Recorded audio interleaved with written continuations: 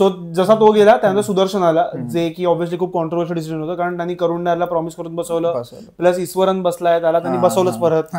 So सुदर्शनवरती obviously confidence आहे गिलचा, कारण Gujarat Titans मध्ये एकत्र खेळलेत ते लोक.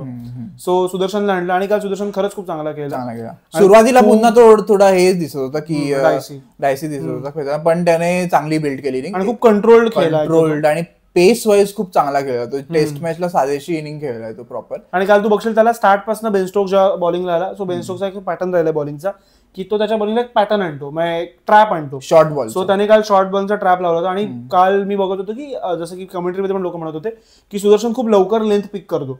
सो तो बऱ्यापैकी शॉर्ट बॉल चांगले खेळत होता, तो खाली खेळत होता शॉर्ट बॉल, एक दोन त्याचे टॉपेज लागले होते, पण तो शॉर्ट बॉल खेळताना अनकम्फर्टेबल असतो थोडा वाटतो. पण त्याचा मेबी त्याचा एज कमी, त्याचा एक्सपिरियन्स कमी, म्हणजे अगदीच शॉर्ट बॉलला स्टार्टला कोणी चांगलं खेळत नाही, थोडं ते एक्सपिरियन्स आणि मॅच्युरिटीने खेळत. सो काल स्टोक्सने तेच केलं, काल त्याने थ्रू आउट अख्खा दिवस तो ट्रॅप ठेवला होता ह्याच्या पुढ्यात, सुदर्शनच्या पुढ्यात. ऍट दी एंड जाऊन सुदर्शन फसला त्यात, की त्याचा बॉलवर उडला, टॉपेज लागला.